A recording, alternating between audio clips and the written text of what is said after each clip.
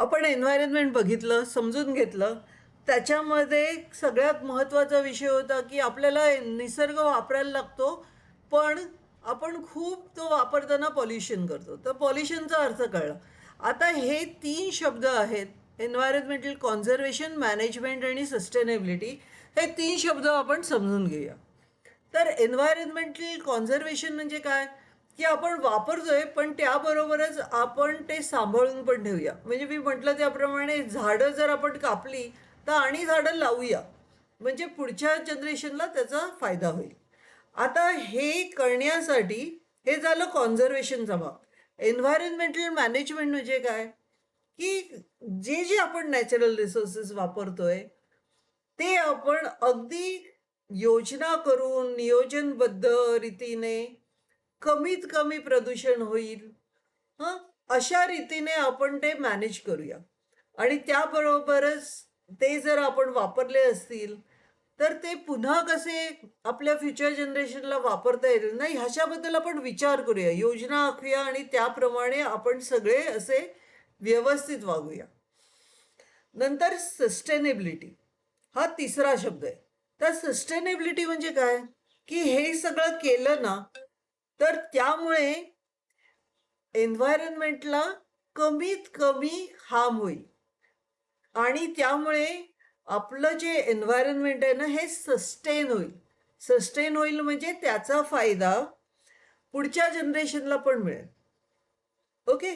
Sustainability याचा मराठीतून अर्थ आहे की आपण जिवंत राहण्यासाठी मदत करतो. ओके.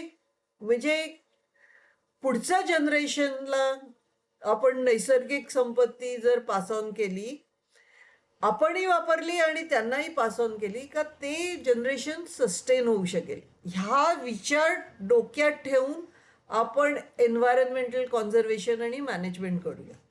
ओके. तर कॉन्झर्वेशन म्हणजे काय, प्रोटेक्ट नेचर. मॅनेजमेंट म्हणजे काय, use and manage nature wisely. आणि सस्टेनेबिलिटी म्हणजे काय, use resources today without harming the future. म्हणजे सस्टेनेबिलिटीमध्ये पुढच्या पिढीचा विचार येतो का तोपर्यंत ती गोष्ट जिवंत राहील, पुढच्या पिढीला मिळेल, त्यांच्या पुढच्या पिढीला मिळेल, ह्याला सस्टेनेबिलिटी म्हणतात. तर हे सगळं एकदा वाचून घेऊया. Environmental conservation. Conservation means protecting, preserving natural resources like forest, water, soil and wild. Its main aim is to save resources for future. तर कॉन्झर्वेशन म्हणजे काय, नैसर्गिक रिसोर्सेस आहेत ते जेवढे जमतील तेवढे आपण वाचवण्याचा, आणखीन निर्माण करण्याचा प्रयत्न करू. एन्व्हायरमेंटल मॅनेजमेंट म्हणजे काय, use and manage nature wisely. Environmental management means using and managing resources carefully. Carefully म्हणजे काय, प्लॅन करा, विचार करा, हवं तेवढंच वापरा. त्याच्यामध्ये पोल्युशन कंट्रोल पण होतो. जितकं पोल्युशन होईल ते किती आपल्याला हँडल करता येतं, कमीत कमी पोल्युशन करण्याचा प्रयत्न करा. It includes pollution control, conservation आणि सस्टेनेबल डेव्हलपमेंट. म्हणजे कॉन्झर्वेशन आणि सस्टेनेबिलिटीचा विचार करून तुम्ही हे सगळं एन्व्हायरमेंट मॅनेज करा. Conservation is important part of environmental management. Sustainability. Sustainability म्हणजे काय, यूज रिसोर्सेस टुडे. आज तर आपल्याला रिसोर्सेस वापरायला लागणारच आहे, पण पुढच्या पिढीचा पण विचार करा, without harming the future. Sustainability means using resources wisely without harming the environment. म्हणजे एन्व्हायरमेंटला कमीत कमी हार्म होईल हे बघा. We should use resources in such a way that they remain available for future generation. म्हणजे फ्युचर जनरेशनला ते मिळतील. It means balancing. हा जो बॅलन्स आहे, इकॉनॉमिक डेव्हलपमेंट म्हणजे आपली तर प्रगती व्हायला पाहिजे, एन्व्हायरमेंटल प्रोटेक्शन त्याबरोबरच आपल्याला वातावरण पण, नैसर्गिक जी संपत्ती आहे ती पण जपायची आणि माणसांच्या गरजा पण आपल्याला बघायच्या. पण ज्याच्यावर चर्चा केली तेच आता फ्लोचार्टमध्ये लिहिलंय. आता एन्व्हायरमेंटल कॉन्झर्वेशनची गरज काय आहे, त्याची कारणं. हां, त्याच्यासाठी हा फ्लोचार्ट तुम्ही लक्षात ठेवा. एन्व्हायरमेंट कॉन्झर्वेशनची गरज काय? Number 1, to maintain clean pollution free air water and land.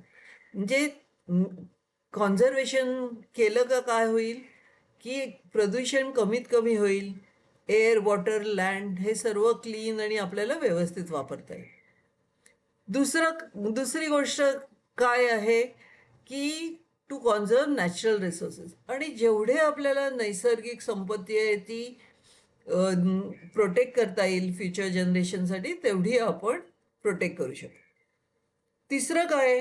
To maintain the balance in nature. तर आता हा जो नेचरमधला जो बॅलन्स आहे, संतुलन आहे, ते आपल्याला मेंटेन करण्याची अत्यंत गरज आहे. नंतर टू सॉल्व नॅचरल आणि आर्टिफिशियल प्रॉब्लेम्स. तुम्ही बघितलंय की नॅचरल प्रॉब्लेम्स येतात, आर्टिफिशियल प्रॉब्लेम येतात. तर आपण एन्व्हायरमेंट व्यवस्थित वापरलं ना, कॉन्झर्व केलं ना, तर हे आपल्याला सॉल्व करता येतं.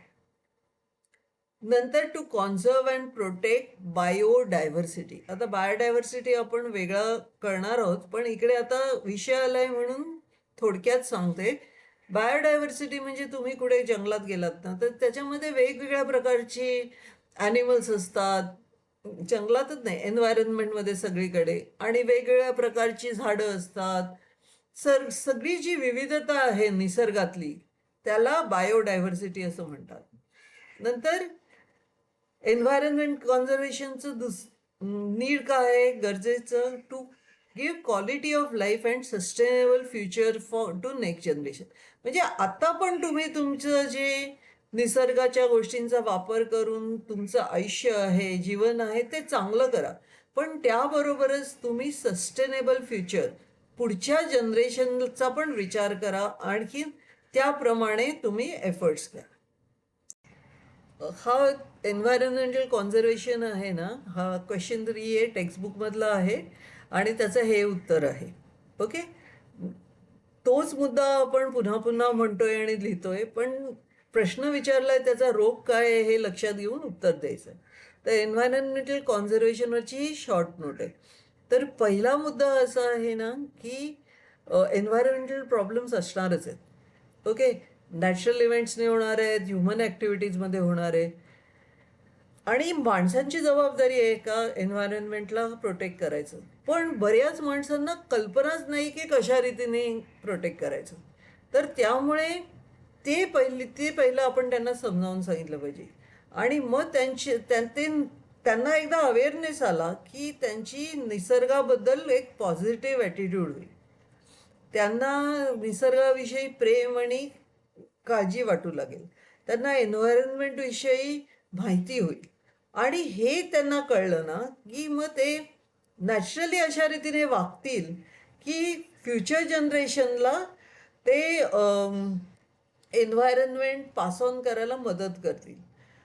पुन्हा आपली जे फ्युचर जनरेशन म्हणजे लहान मुलं आहेत, शाळेतली मुलं आहेत, त्यांना पण एन्व्हायरमेंटल कॉन्झर्वेशन आणि प्रोटेक्शनबद्दल माहिती दिली ना, का तेही त्याप्रमाणे वागू शकतील. ओके. तर हेच सगळं याच्यामध्ये लिहिलेलं आहे.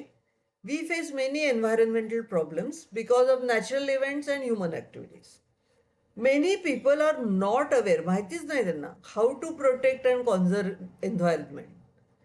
तर हे एन्व्हायरमेंटल प्रॉब्लेम आपण त्यांना समजावून सांगितले ना, तरच त्यांना ते त्याप्रमाणे वागू शकतील. आणि it has to become a movement. म्हणजे सर्वांनाच ते कळलं पाहिजे. 1-2 माणसांना कळून काही फायदा नाही. Environmental problems can be solved only Wien environmental protection becomes a movement in which everyone participate. म्हणजे प्रत्येक माणसानी ह्या मुवमेंट म्हणजे ह्या गोष्टीमध्ये पार्टिसिपेट केलं पाहिजे. For this children should be taught from early age to develop. अगदी लहान मुलं असतात तुमच्यासारखी, तेव्हापासून त्यांना पॉझिटिव्ह ॲटिट्यूड टुवर्ड्स नेचर म्हणजे निसर्गाबद्दल त्यांना प्रेम वाटलं पाहिजे. लव्ह अँड केअर फॉर वातावरणाबद्दल माहिती पाहिजे. This will make future generation aware of importance of environmental conservation and protection. Today developing and underdeveloped country. आता आजच्या दिवसात डेव्हलप्ड कंट्रीज आहेत म्हणजे अशा खूप पुढे गेलेल्या कंट्रीज आहेत, म्हणजे खूप श्रीमंत कंट्रीज आहेत. आपली कंट्री आहे ती डेव्हलपिंग कंट्री आहे, म्हणजे आपण होते हळूहळू आपल्याकडे समृद्धी येते. पण त्याबरोबरच काही अंडर डेव्हलप कंट्रीज आहेत, म्हणजे ते अजूनही त्यांच्याकडे सुविधा नाही आहेत, अजूनही त्यांच्याकडे राहायला चांगली घरं नाही आहेत. तर ही सगळ्या अंडर डेव्हलप कंट्रीज आहे. ह्या सगळ्या कंट्रीजने, म्हणजे जगात ह्या ज्या सगळ्या प्रकारच्या कंट्रीज आहेत ना, त्यांनी ही जबाबदारी घेतली आहे एकत्र. काय जबाबदारी? तर they will protect the environment. Everyone must understand importance of nature and work together to protect the environment of for the future. म्हणजे सर्वांनी समजलं पाहिजे नैसर्गिक गोष्टींचं महत्त्व, आणि सगळ्यांनी एकत्र येऊन काम केलं पाहिजे एन्व्हायरमेंट प्रोटेक्ट करायला. तर आता इकडे जे बोल्डमध्ये आहेत ना, तेवढ्या गोष्टी तुम्ही पाठ करून याचं उत्तर म्हणून लिहिलं ना तरी चालण्यासारखं. आता क्वेश्चन 6B मध्ये पण तेच लिहिलंय.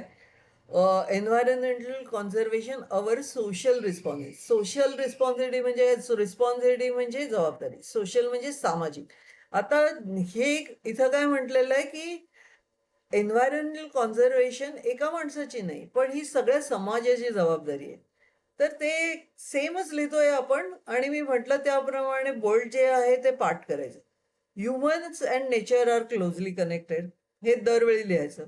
We depend on nature for food, water, air and other resources. आता humans appeared on earth much later than earth was form. आता माणसं जगात पृथ्वी झाल्यानंतर बऱ्याच वर्षांनी आली, पण त्यांच्याकडे बऱ्याच ॲबिलिटीज आहेत. कुठल्या ॲबिलिटीज आहेत? इंटेलिजन्स आहेत, मेमरी आहे, इमॅजिनेशन आहे, बुद्धी आहे, स्मरणशक्ती आहे, कल्पनाशक्ती आहे. दीज ॲबिलिटीज, आणि ह्या ॲबिलिटीजने त्यांनी काय केलं, त्यांनी नेचर खूप, नैसर्गिक गोष्टी खूप वापरायला सुरू केले. आता तुम्ही माहिती आहे, तर ॲनिमल्स काय झाडं तोडून फर्निचर बनवत नाहीत, पण आपण ते करतो, कारण आपल्याकडे बुद्धी आहे, मेमरी आहे वगैरे. तर त्यामुळे आपली जबाबदारी आहे की आपण हे सगळे करायचं.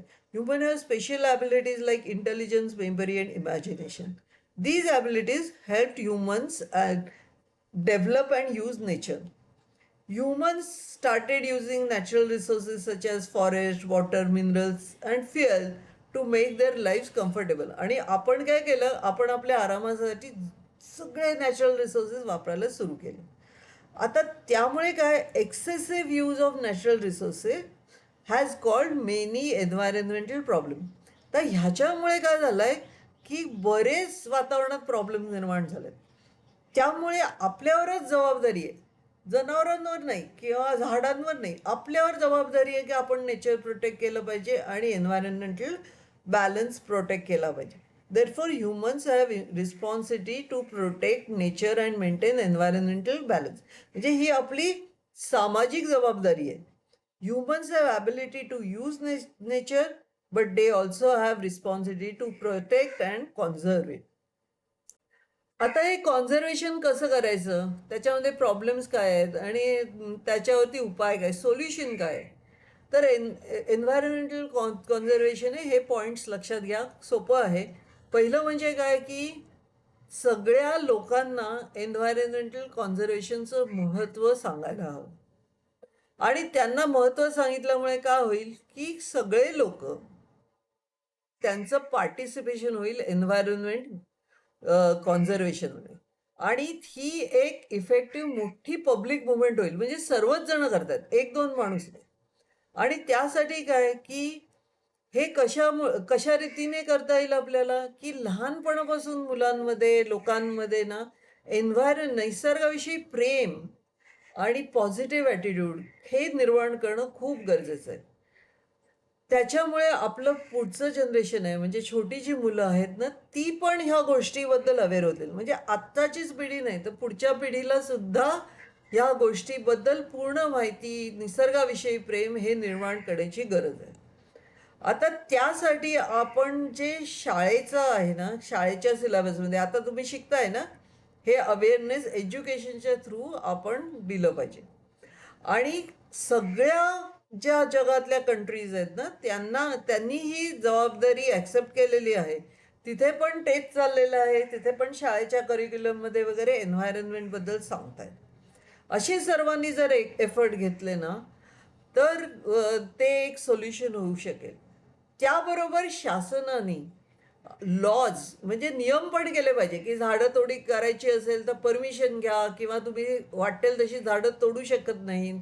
आता लॉ आहेत, बिल्डिंग बांधायचं असेल, झाडं तोडी झाली, एक झाड झालं तर तुम्हाला काहीतरी 20 झाडं लावायला लागतात वगैरे, अशा प्रकारचे त्यांनी लॉज केलेत, म्हणजे कायदेच केलेत. त्यामुळे एन्व्हायरमेंटल कॉन्झर्वेशन होतं. तर हे त्याला सोल्युशन आहे. तर environmental conservation, general public is not aware of rules of environmental conservation. तर आपल्या जनरल पब्लिकला माहिती नाही आहे की एन्व्हायरमेंटल कॉन्झर्वेशन विषयी काय नियम आहेत, काय कायदे आहेत. There should be large scale participation of people in environmental conservation. म्हणजे ह्याच्यामध्ये खूप जणांनी, खूप पब्लिकने पार्टिसिपेट केलं पाहिजे. It will be possible to answer environmental problems only if environment protection conservation becomes an effective public movement. म्हणजे सर्व पब्लिक त्याच्यामध्ये पार्टिसिपेट केलं ना, तर हे प्रॉब्लेम्स रिझॉल्व्ह होऊ शकतील.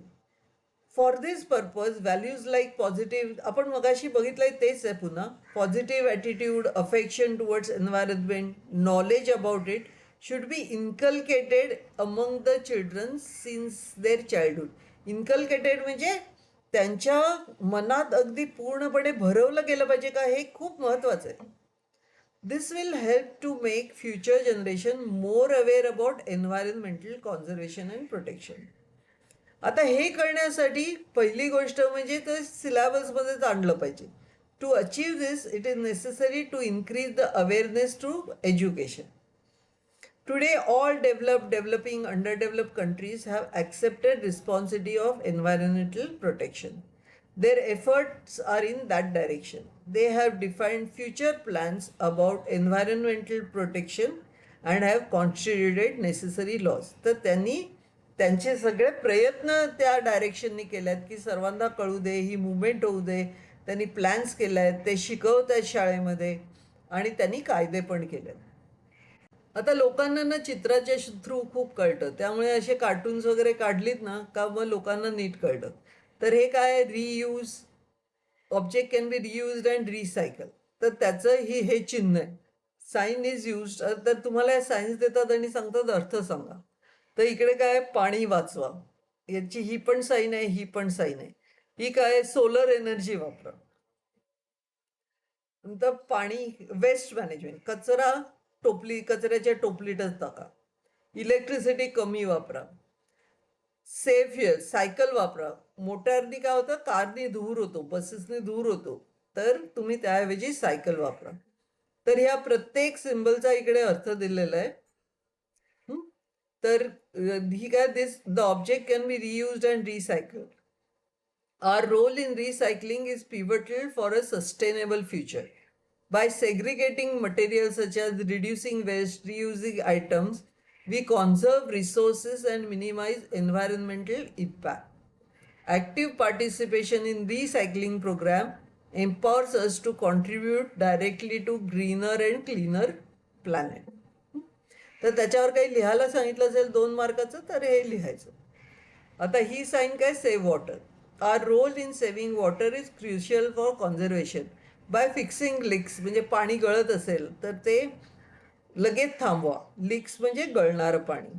Using water efficient appliances, practising mindful water review. म्हणजे माइंडफुल म्हणजे काय, अगदी लक्षात ठेवून व्यवस्थित अटेन्शन देऊन पाणी वापरा. म्हणजे आता बालदीमध्ये पाणी आहे आणि बालदी अशी गळत राहिली असं नाही, जेवढं हवंय तेवढंच पाणी बालदीत घ्या आणि वापरा.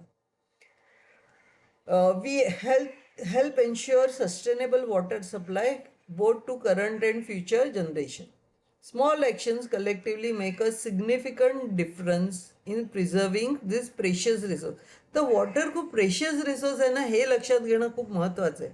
आणि छोट्या छोट्या या ॲक्शन्स आहेत ना, त्या खूप डिफरन्स करतात. त्यांनी बरंच पाणी वाचू शकतं, बरंच सस्टेनेबिलिटी होऊ शकतं. आता हे काय, सोलर एनर्जी वापरा. दिस symbol advocates use of solar energy. Our role in solar energy is vital for cleaner future. By installing solar panels, promoting solar initiatives, reducing dependency on fossil fuels. Fossil fuel म्हणजे coal. We contribute to sustainable energy transition and lessen effect of climate change. कारण ते fossil फ्युएलनी काय होतं, धूर येतो आणि धूर वरती चिमणी सोडते, आणखीन वातावरणामध्ये प्रदूषण होतं. तर embracing solar power empowers us to be active participants in shift towards renewable energy sources. आता कधी कधी हा फ्लो चार्ट येतो. तुम्ही काय कराल एन्व्हायरमेंटल कॉन्झर्वेशनसाठी? My role in the environment. हं, तर पहिली गोष्ट काय करणार, जेवढे नॅचरल रिसोर्सेस आहेत ते मी कॉन्झर्व करण्याचा प्रयत्न करणार. कॉन्झर्विंग द अवेलेबल नॅचरल रिसोर्सेस म्हणजे माझ्या बाजूची झाडं, पानं वगैरे मी स्वतः त्याचा काही नादूस करणार नाही. 2. Control, preventing the harm, stopping harmful activities and changing the mindset. म्हणजे आता कोणी असं करायला लागलं, एन्व्हायरमेंटला हार्म करायला लागलं, तर मी जाऊन त्यांना थांबवण्याचा प्रयत्न करीन, त्यांच्याशी बोलेन आणि त्यांची जो विचार करण्याची प्रवृत्ती आहे ती बदलण्याचा प्रयत्न करेन. नंतर तिसरी गोष्ट काय, production, revival of harm factors of environment, attempting innovation. Revival of harm factors of environment म्हणजे काय, आता लाकडाचं उदाहरण घेऊया. तर झाडांना हार्म झालेला आहे ना, तर मी झाडं लावण्याचा प्रयत्न करेन. मी काहीतरी नवीन नवीन आयडिया शोधून काढेन. नंतर काय, अवेअरनेस, जितक्या लोकांना मला समजावून सांगता येईल, अभ्यास करीन एन्व्हायरमेंटविषयी, एज्युकेशन, लोकांना समजावून सांगण्याचा प्रयत्न करीन. अवेअरनेस म्हणजे काय, पोस्टर्स करेन, वेगवेगळ्या सभा करेन, इमिटेशन, ऑर्गनायझेशन, पार्टिसिपेशन, हे सगळं त्यांना लोकांना पर्यंत एन्व्हायरमेंटचं महत्त्व माझ्या परीने मी पोचवण्याचा प्रयत्न करेन. नंतर preventing possible harms, designing new plans, factors harmful to environment. आणखीन मग मी स्वतः काय करीन की पेट्रोलचा वापर कमी करीन, चालत जाईन, नवीन आयडिया शोधून काढीन, ज्या गोष्टी एन्व्हायरमेंटला हार्मफुल आहे त्या करणार. आणि त्याच्यानंतर प्रिझर्वेशन म्हणजे जेवढं काही आता राहिलेलं आहे ना ते मी सांभाळून ठेवण्याचा प्रयत्न करीन. Preserving whatever that has been left over, remedies to prevent further loss. आणि पुढे ते आणखीन कमी होऊ नये ना, म्हणून मी त्याचा प्रयत्न करीन.